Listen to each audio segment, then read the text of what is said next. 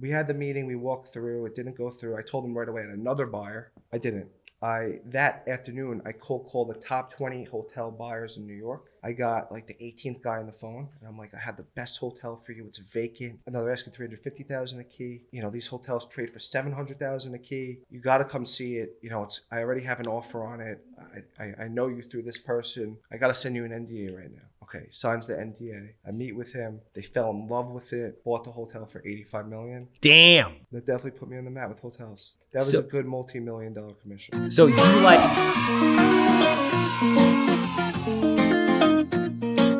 All right, yeah, kid. Welcome everybody back to another episode of the Handsome Homebuyer Podcast. I'm your host, Charles Weinraub, aka the Handsome Homebuyer, formerly Captain Permit, but we still love them, right? 516-513-8838. I know the towns are in your ass, because let me tell you something. The towns are in my ass. The towns are not in your ass. You don't have town problems. I'm sure you have all kinds of other problems, which we'll talk about, business related. Yeah. But I have problems with the town, and then I talk about it, and then it gets worse. So we're not going to talk about it. I love everybody at the town. It's great to wait a year for a permit in Brookhaven. It's fantastic. I love it. It's relaxing, kills deals, costs me tons of money. This podcast and Scott's looking at me like you're getting yourself in trouble. Again, this is live. This is our first live one on Instagram. Anyone checking it out, really appreciate it. The guys warned me that something could go haywire, but we're throwing caution to the wind and we're going to let it go. Is it even working, Greg? Yeah. All right, fantastic. All right, so this podcast and every other podcast sponsored by Cardinal Financial, Sal Rizzola. We love you. Hopefully you're watching this, buddy. Got a bunch of open houses this weekend, 4 to be exact. We got 4 new houses hitting the market. You know who's going to be in those open houses? Cardinal Financial. Yes, not Sal, but his guys are going to be in there. And every time they're in there, it's a beautiful experience. Every time I get another loan officer that's not Cardinal Financial, guess what kind of experience it is? Terrible. Sucks. 2 months into the deal, bankruptcy, guy freaking forgot to tell us that he lost his job, and the deal falls apart. He just forgot to tell you? Yeah, it's a mess. Doesn't matter, dude. It's a shit show out there. But, all right, so, just so I get all this right. We got a good guest today. You were my first business broker ever. I'm excited about this. We're going to talk about multipliers. We're going to talk about what businesses are worth. We're going to talk about how you got into it. We're going to talk about slanging businesses. You're doing some big deals, man. Oh, yeah. Like multi-millions, tens of millions, probably higher, possibly. Hundreds of millions. Hundreds of millions? Yes. What is the name of the company? Hedgestone Advisors. Hedgestone Business Advisors. Hedgestone Business Advisors. Shameless plug. That's it. Right. Michael Steinberg. He was bar mitzvahed in Plainview. L'chaim, sir. L'chaim. Nice. We get each other. We appreciate each other. All right. So let's get into it, man. Let's do it. You are the only business broker I know who's actually, like, I know business brokers, right? But you're like really doing real business. I know business brokers that like set up a website, put the thing on the website, and then have some weird thing where like they track who's clicking on it and it turns into a whole charade. But you're actually out there slinging like real businesses. 5 times multiplier, 10 times multiplier, 10, 20, 50, $100 million businesses. Absolutely. We have boots on the ground. We're almost in every state. Yeah. How does one become a business broker? So there's 36 states that you don't need a license for. Okay. And there's 14 states that you do need a real estate license for. You need a real estate license to be a business broker? Not in New York. So in other states, you actually need a real estate license to be a business broker? In 14 states. Why? It's the way this country works. It's the rules. But in New York, we don't need a license. Okay. In Florida, you do need a real estate license. Some states you do, some states you don't. Even if you're not selling the real estate? No. Yes, you do. Okay. Even if you're not selling it. If you're just selling the business in Florida, you still need a real estate license.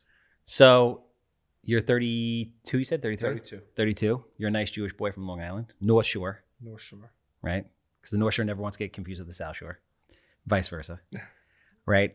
How did you become a business broker? You've been doing this for how many years? 11 years. 11 years. 11 years. I started actually in the pizzeria business. I was a delivery boy, and loved the business. I wanted to own a pizzeria. That's a hard business, man. Such a hard business. Huge payroll, huge food costs, tough margins. Health department. Shout out to my mom who worked there for 25 years. Really? Yeah. She would come home. My mother would come home every day and be like, "Don't eat it, Jenny. or don't eat at the mall food court. There's rats everywhere. It's an infestation. We're shutting them down. So that's how I knew. She's like, basically never go to a Chinese restaurant. Yeah, you don't know what's in that chicken. Except if it's Hunan Taste. You ever been to Hunan Taste? Bro. Massapequa? No, come on. You're Jewish from the North Shore, bro. Where? It's in Greenville. Greenville? Greenville? Greatest. You walk in there, it's only Jewish people, right? The best Chinese food you've ever had in your life. Outside of like that bougie shit, like if you're going to like, you know, someplace in the Tofu city. or whatever. Yeah, exactly. There you go. Oh, you got that? Or what's the other one? Philippe Chow? Philippe Chow. Yeah. Philippe Chow is good, yeah. Outside of that, but you want like down and dirty, open on Christmas Chinese food that's really good. Hunan Taste. Like that. Keep going. Awesome, thank you. So yeah, I was in the pizza business delivering. Learned how to operate a pizzeria. Started selling pizzerias while I was a delivery boy. Started selling pizzerias. Yeah. So you kind of just breezed into that. You're like, I'm delivering 3 pies, and then I just started selling pizzerias. So let me back up. I met a mentor along the way. Okay. While I was delivering pizza. He's one of the biggest business brokers. You know, he's been doing it for 50 years. He's based in Melville. And he put me under his wing. So while I was delivering pizzas, I used to deliver to him more. Okay. I used to learn the trade. So he taught me the trade while I was delivering pizzas. And I sold one actually in Oakdale. It's called Bello Bambina's Pizzeria. I think it's still there. It's on Sunrise Highway. And I made about 25 grand on that deal. Nice. And I said, you know what? Fuck it. Let's go all in. So I quit selling pizzerias. Proof of concept. 25. I mean, I quit delivering. Went right into on the perimeter selling pizzerias.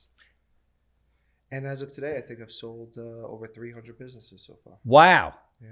How did you get the listing for the first pizzeria? You're a kid. You're 22 years old. You're literally delivering pizza. Yeah.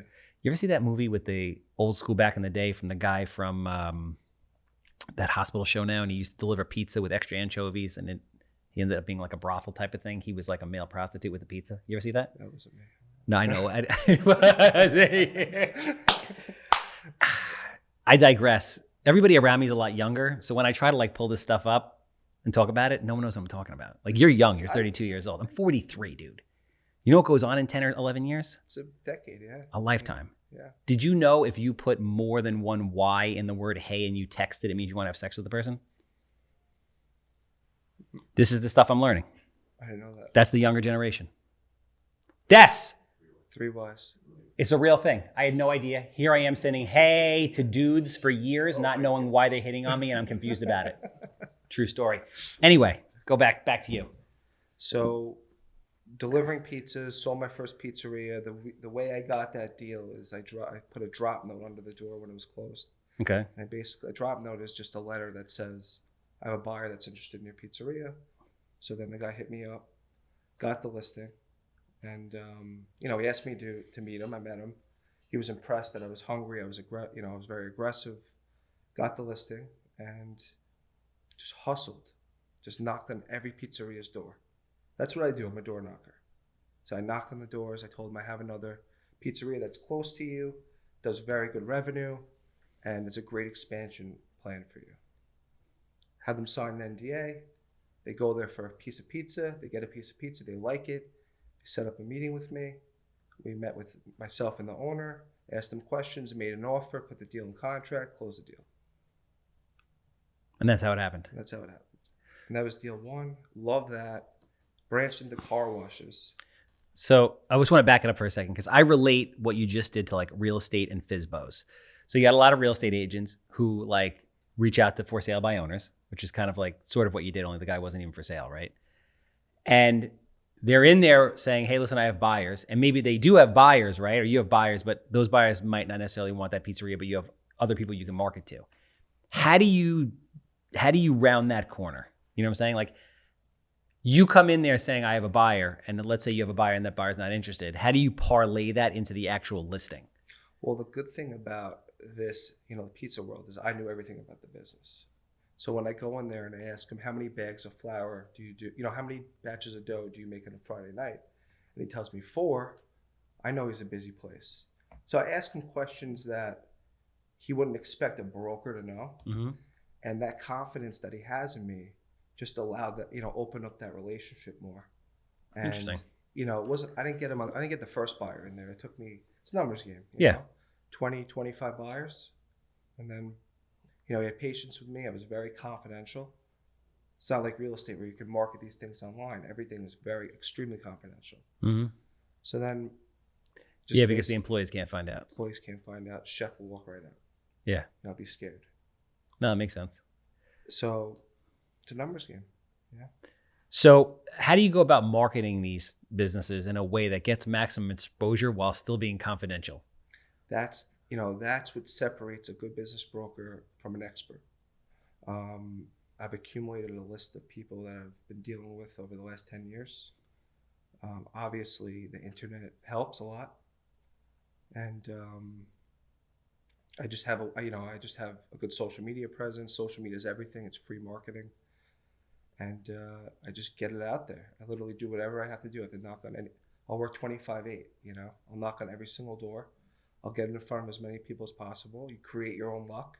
It'll come back to you. Interesting. So you get the listing, and you're not just email blasting it out to other brokers and people. You are literally in the street knocking on people's doors. In the beginning, yeah. Yeah. Now you've built a network of people that just buy businesses. Now I have over 100,000 active business buyers that buy from me. Jesus. Throughout the country. So let's talk about what businesses are worth, right? Because I think that's a really big topic that people don't really understand. So you can make a lot of money flipping businesses the way you flip houses, building businesses, and then selling them. Like, there's a lot of money in that stuff. A lot, yeah.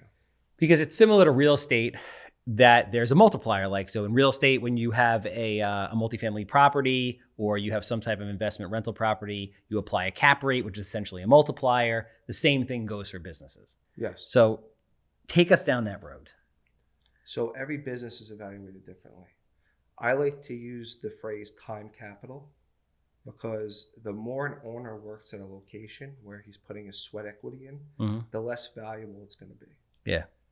Which makes sense. Yeah. So a restaurant, you got to be there. I don't care who you think you are. Buyers tell me all the time, I'm going to run an absentee. Have the manager run it. You're not going to make it. That's a business where you have to be there. Those businesses are evaluated between 1 to 2 times cash flow. So when you say cash flow, gross or net? Net. Okay, got it. So whatever they gross, say they do 40,000 a week, which sounds like a big number, but it's not as big as it used to be. 40,000 gross or 40,000 net? 40,000 gross. Okay. Say you're doing 40,000 gross a week. A tip in the pizzeria restaurant business, typical payroll should be between 25 to 28%.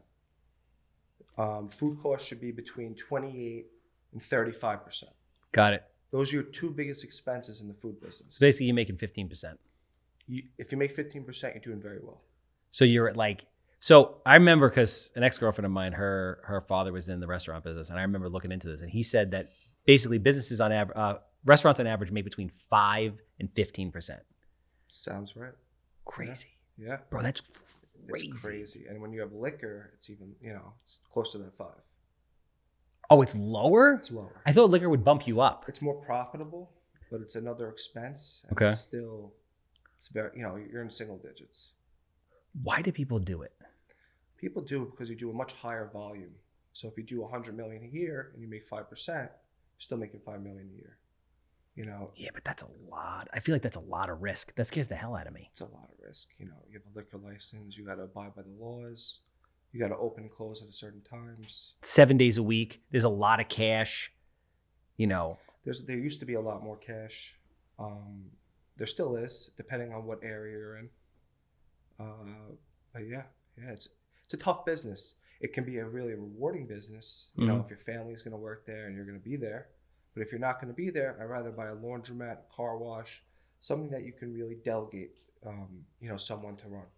Okay. So talk about that. When you start getting into businesses like that, where they're literal hands-off or minimal management, because there's no such thing as literal hands-off, do you start getting into these evaluations? Like, I hear people talking about like multipliers of 6, 8, 10, 12%. Is that real? Yeah. So let's go to the car wash space. Mm-hmm. Over the last 18 months, I've sold 30 locations. Okay. So there's all different types of car washes. The full service model is trading between 5 and 6 times. Full service. EBITDA, which is basically cash flow before interest, taxes, depreciation. So when you say full service, what is a full service car wash? Full service car wash is basically you pull in, you have the tunnel, and you have all these employees outside washing the cars. Got it. It's a higher payroll. It's not like that new. It's not Express. Got it. That's what's Washville? Washville. Yeah, it's a Washville. friend, Al Carabas. He's a good friend of mine who owns Washville. Al? Yeah. Shout out to Al. I just spoke to him actually. He just opened one across the street like a couple months ago. The Lindenhurst? Yeah, I guess it's Linden. Yeah, Lindenhurst. Brown, yeah. Yeah, I've been there. Good stuff. Good. Yeah, it is. So those are trading at. So keep going into it. So if you have a ton of employees, your typical car wash, you jump out, guys are vacuuming, they're in there, scrubbing the whole nine, 5 to 6 times Cash flow. net. Wow. Yeah. Yeah, I remember because I owned a body shop franchise. I owned a Mako back in the day. Yep. That's how I owned a Mako from the time I was 23 to like 35. And I wanted to own like every vertical within. I wanted a taxi company. I had the body shop already. I wanted to use car dealership, and I really wanted a car wash. And at that time, which was like 20 years ago, there was a lot more cash. That business got a lot tougher over the years, with credit cards and then just, labor department like crazy on those guys. But I remember those things were selling for like, at the time they were pricing them at like 3 times the gross. It was insane. You would have a car wash that was making like $350,000 and they were listing this thing for like 2.5. It's crazy. It was wild. Yeah. And then if you had the property, it was even more. It was like 4 or 5 million It just bucks. doesn't make sense at that point. I never entirely understood it. So, but even then, like if you're talking about 5 or 6 times, you're making $300,000. You're talking about spending between 1.5 and 1.8. Correct. Yeah. And the way I prep these sellers, and I'm giving away a lot of tips here, I really encourage them to seller finance. Now, a lot of these car washes, they don't show everything on their financials like a real estate company. They're going to pay as little taxes as possible so they don't have to pay Uncle Sam as much. So a bank is going to look at it, and how could a bank finance on something that's not showing what it's really making? It's still like that even with all the credit cards now? Yeah. Yeah? Because they write off everything, and just the way they're line 21 on their tax return, the net income. Yeah. It's not what they actually make. They bury in salaries. They put their daughters and their mothers and all their car insurance on. Yeah. And all these personal ad backs. So they're going to bury as much as they could. And banks don't look at it. Banks are going to say, it's only worth $750. So if I tell an owner to go in, hold the note. First of all, we'll take down your capital gains, and we'll reduce your capital gains. So they do it's not even a blend. They're not going to the bank for a portion and then doing owner financing, doing straight owner financing. 50% of their own money down. Okay, so you have to have a decent chunk of You change. have to buy a car wash. You need, in Long Island right now, you need about $1.5 million to put down Okay. for a good car wash. What do you think of that business? I love that business. Do you? I love that business. What is it about that business that you love? I have a huge announcement coming where I can't say it now, but I'm going to be an owner soon. of a car wash. Good for you. So what is it that you love about that business? I love Because I always loved that it's business. scalable. I love that. I loved laundry. When I was 23, 24, I started making money in the body shop business. I was like, Dad, I want to buy a car wash. I want to buy laundry mats. Like, that's what I want to do. Laundromats are great too. Laundromats are great because of what I just said. Even though the financials are messed up, there are 2 banks that will lend based on your machines. So they'll look at your machines, they'll look at your utility bills. In a laundromat, if you look at a utility bill, you know how much it's doing. They look at water usage, right? Water usage, electric, gas, gas and electric from the dryers and the washers and the water bill. So, say if a water bill's $5,000 a month, I know this place is rocking. Yeah, no, it makes sense. So So the express car washes are selling at a higher multiplier? yeah. What's the play with a lot of these guys like the Washvilles? Is the play to take over all these places, convert them into the express, get a higher valuation, package them up, sell them off to a hedge fund when they have 10, 20, 30 of these things? Exactly. There you go. That's the play. They're rolling up. They're finding locations where they can get below market. Yeah. Which I help them with, and they tweak a little bit. They automate. They put the new tunnel in, and then they'll package them up and they'll sell it for a 10 to 14 time multiple. 10 to 14 time multiple. Yes. So usually, Private equity, hedge funds, family offices. bro, how does that make sense? Like, what is, when you're buying something at a 10, 12, 14 multiple, is it that they see growth there? Is it they have money they need to put to work? Like, what is their actual return at that point? So the way it makes sense is the income. It's reoccurring monthly membership income. Yeah. That's what all these private equity and these hedge fund companies want. They want that guaranteed money. So that is why they're buying it, is because it's just so safe. But if they have like a hurdle where they're like, all right, we have to deliver 8 or 9 or 10% to our investors, and then we're going to do an 80-20 split above that, are these car washes making deep double-digit returns? So in the full service market, a very good operator should be making between 30 to 35% profit. The express model, they should be making 40 to 45% Really? return. The in-bay model, like I have 7 in-bays for sale right now. What's an in-bay? It's basically a self-service. Oh, yeah. They got one over here. Yeah, you just. I'm intrigued by one that. right here in Farmingdale. No, there's one right here in West Babylon. West Babylon. Literally, like you could throw a rock from the office and hit it. Those things make I'm money. gonna go there after. And see They're not cheap. I actually washed my car there like 6 months ago. It's like $15. And you know what? They don't pay any sales tax. Why? Anything with self-service laundromats, self-service car washes, even gym memberships. They don't pay any. Still, that 9% to 8 point whatever. 625. Yeah.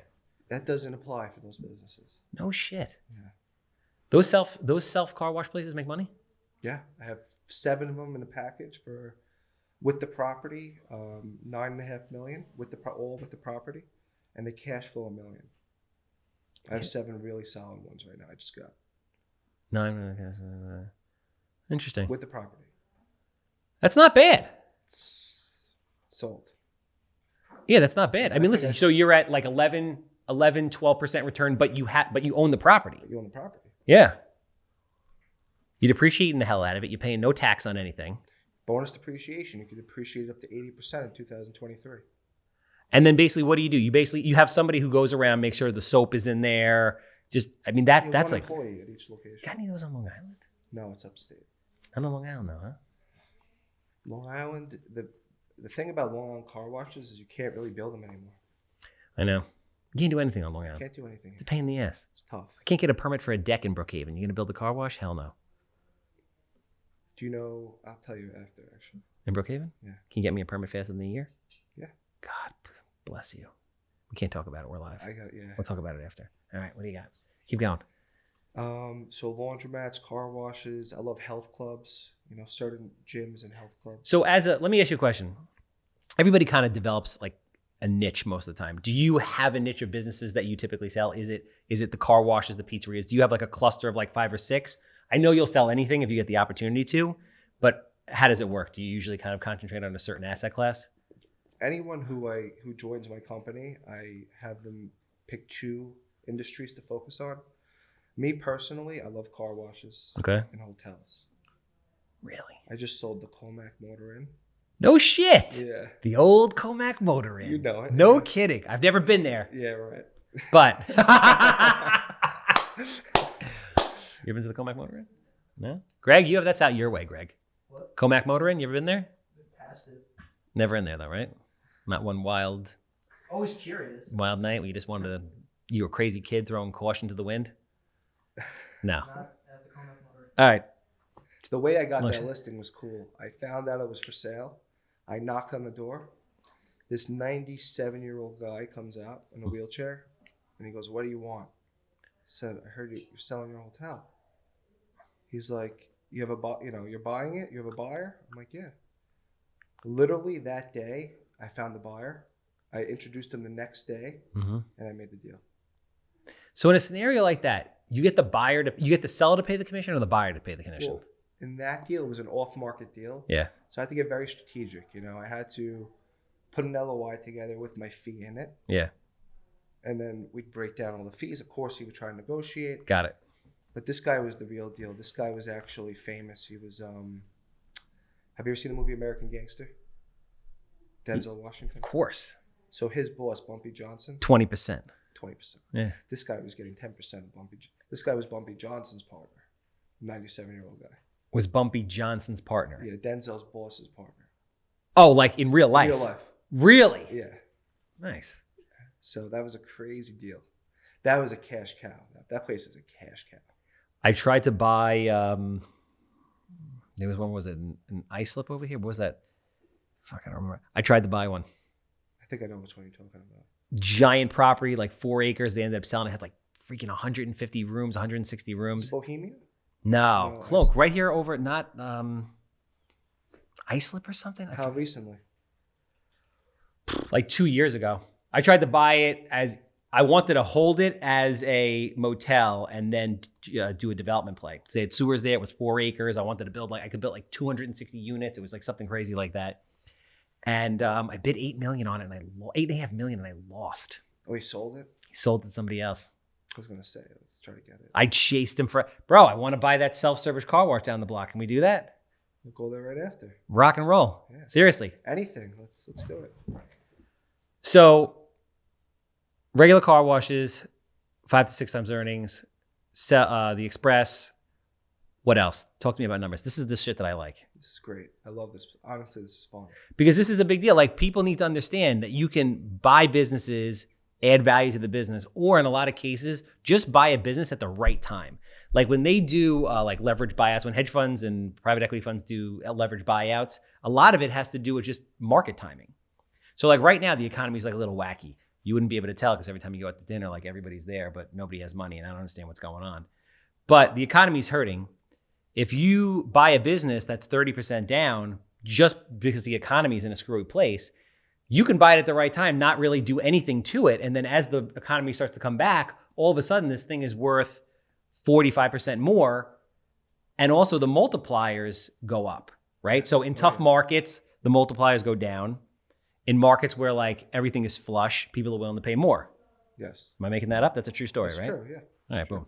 I mean, during COVID, everyone, the restaurant business, if you had a big outdoor space, all these restaurants put outdoor seatings out there, and their revenue doubled, tripled.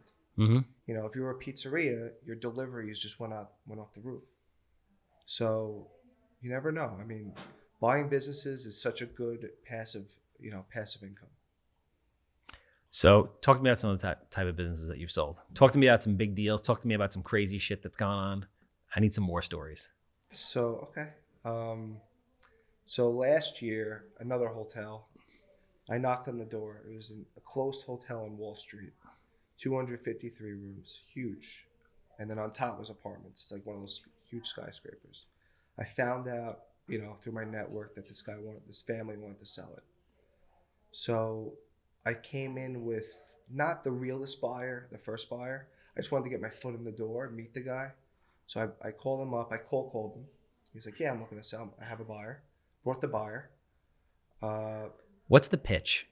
The pitch is What's the cold call pitch? The phone rings, you grab it, ring, ring, ring.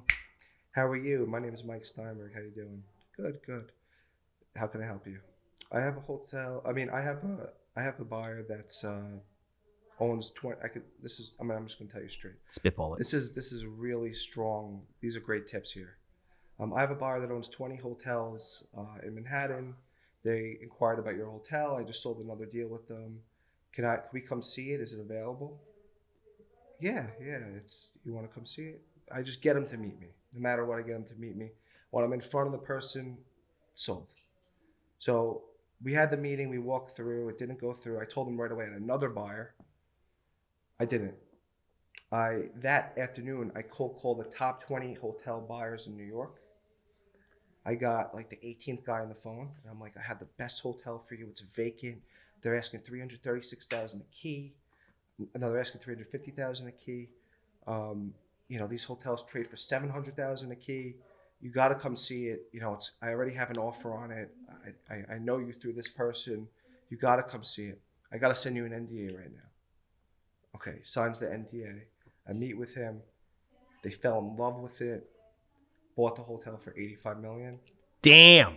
And that put me on the map. That definitely put me on the map with hotels. Wow. Yeah, that was a good deal. That was a good multi-million-dollar commission. So you like hotels because, there's just a lot of money in it, or? I like deals. I like businesses with property. So the reason why is because we can leverage the property. We can also leverage the business.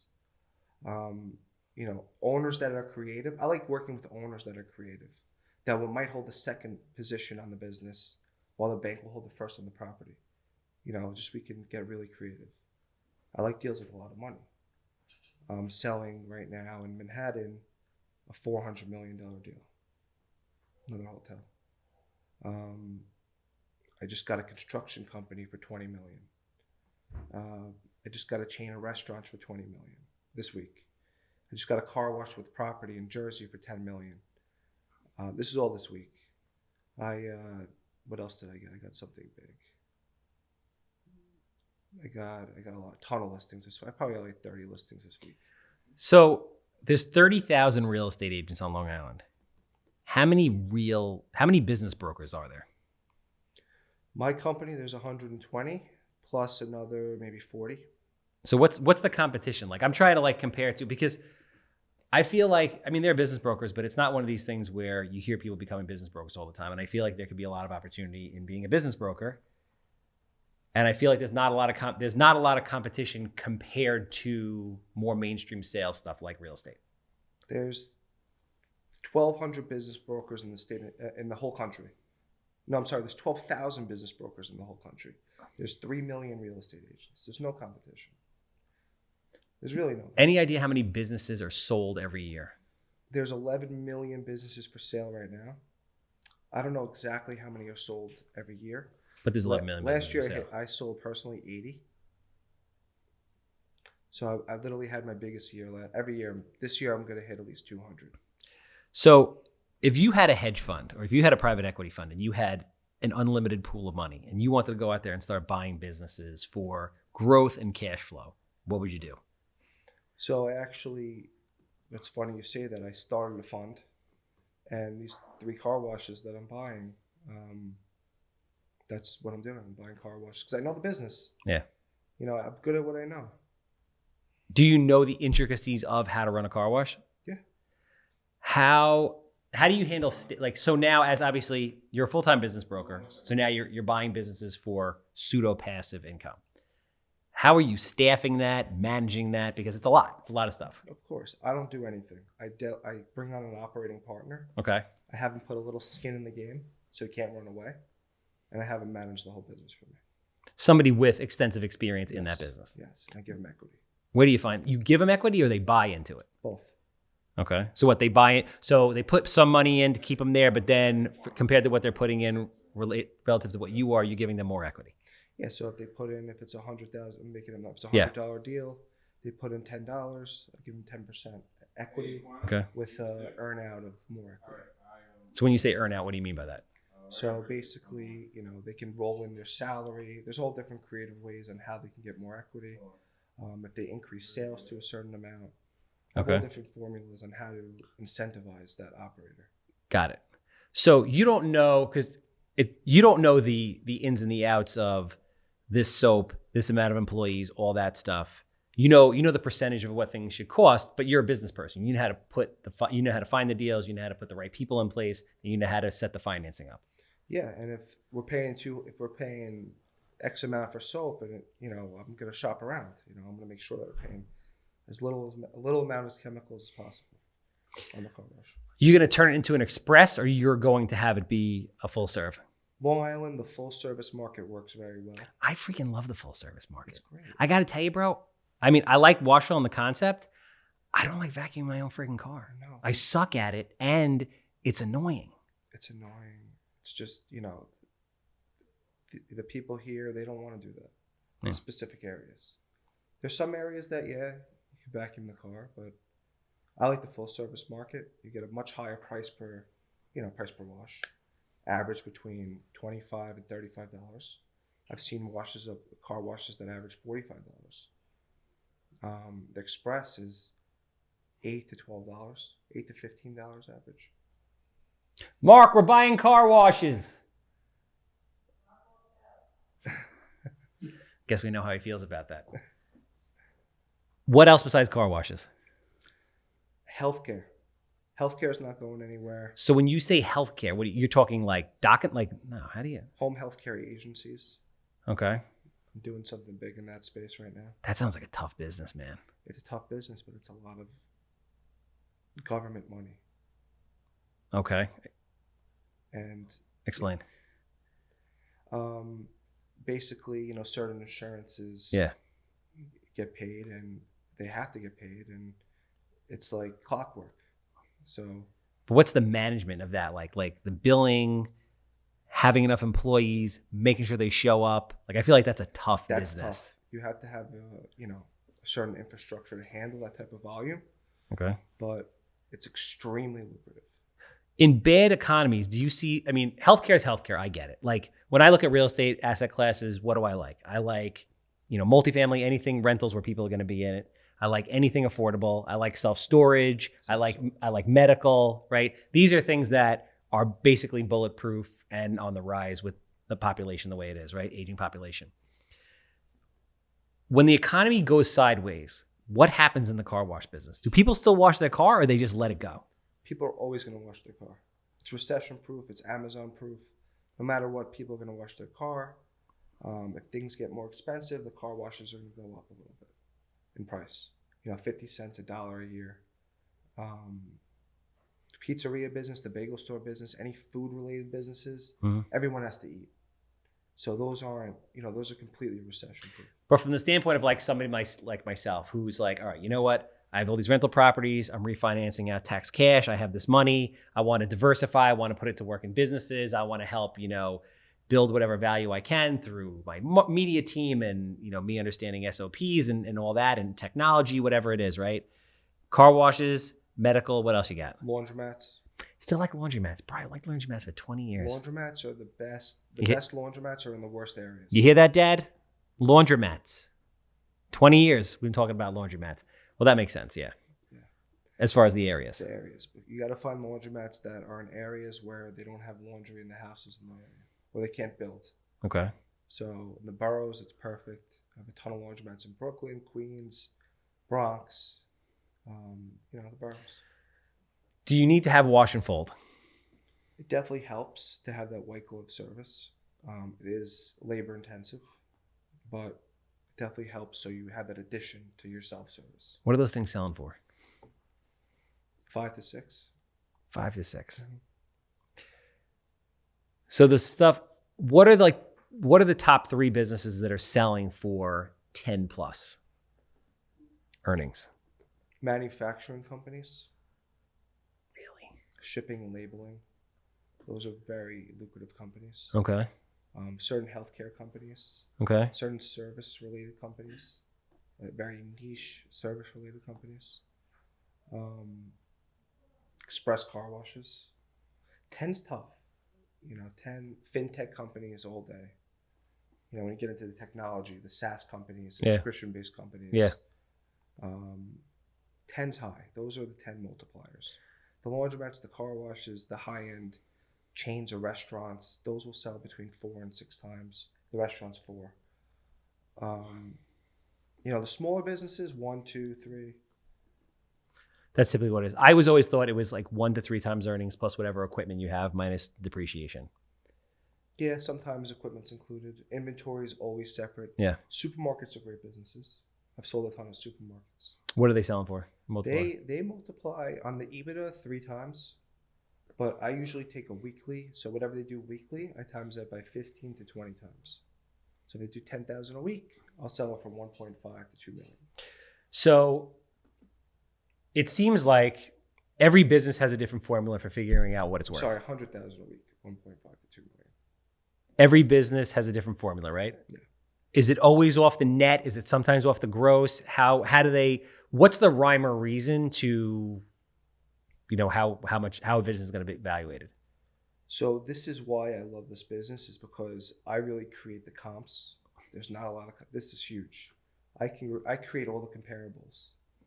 So basically how because we do a lot of volume, we can tell a seller that owns a flooring company, we sold this flooring company, the town next door, this is what we got.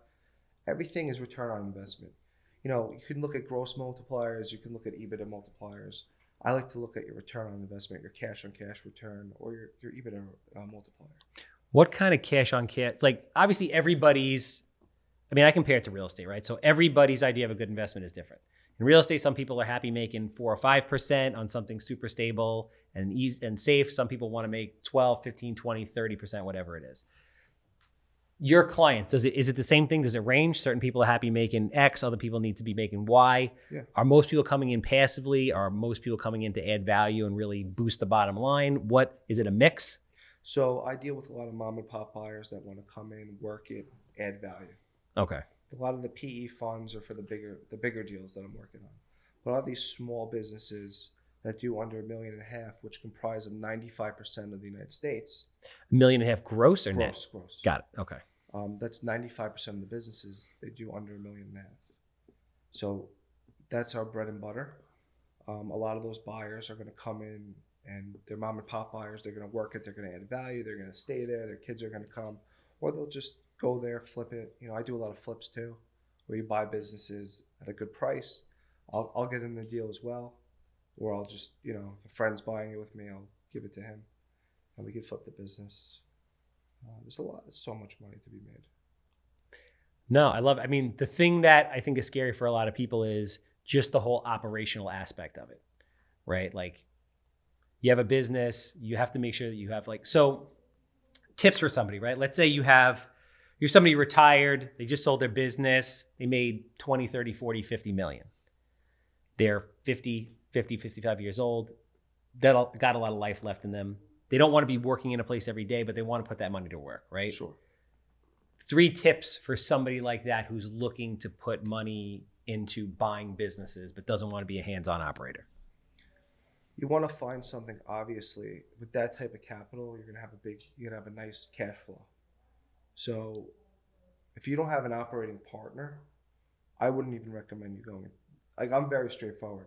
If you don't have someone, I don't care how big the business is, if you don't have someone that you trust that's going to be there, don't get into business. Just being honest. No, it's good advice. Yeah. Find someone that you can mold into an operator. If the existing employee is there, you don't know them that well, you might want them to put up a little money, just so they have some skin in the game. And don't put your cousin in to be the operator just because he's your cousin. Yes. Or Yes. brother-in-law or sister or whatever. It's tough. You can't do that. No, you can't do that. Can't do that. It's got to be somebody who's like a real hard-nosed operator who knows the business inside and out, who you trust, and who needs a money person. Yeah, like I bought a pizzeria. I knew this guy. He had a little bit of money. He doesn't have kids. He's a hard worker. He'd be there all day. I trusted him. I told him to put up 20 grand. For him that was a lot of money. He put up 20 grand, and we flipped the business. He got the business up 30%.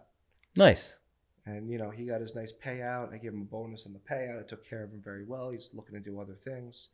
So it's really working with people. You're in the people. Everything's people. You got to be good with people. So I'll go back to your questions. Okay. So find an operator, find a high cash flow business where the owner will sell or finance a little bit. That's something that I look for in a deal, because that just shows that the owner believes in his business. If an owner will put his business on the line, he believes in it. So you want to find a business that is going to sell or finance a little bit. You want to have a good team behind you. And you want to find a business that is safe. You don't want to get into, if you're not a food operator, you don't want to jump into that business. God forbid the chef leaves, what's going to happen? You're going to go back there, you're going to make a veal marsala. Yeah, good luck. It's not going to work out. So you really have to know everything inside and out of whatever business you're buying, even if you're a passive investor. Love it. I appreciate it, man. I appreciate you coming down. All the tips, great advice. This was more. Do this more. No, I love it. I'm actually building a studio in Melville right now. Are you? Podcast studio. It's a game changer, man. Yeah. You bring business owners in there, it is an absolute game changer. That's what we do. I'm going to bring every industry leader. So hotels, car washes. It makes sense. It's great content for people. They learn a lot, builds relationships for you. It's literally like the pillar of my business. Yeah. So if anybody's looking to buy or sell a business or get into the business, how do they get in touch with you? Go to headstone.com. Go to the join page on Headstone, and you can just register right on the site, and you'll be reached out to immediately. Boom. Handsome home buyer. You got a house that smells like cat pee. You know I want to buy it. 516-777 sold.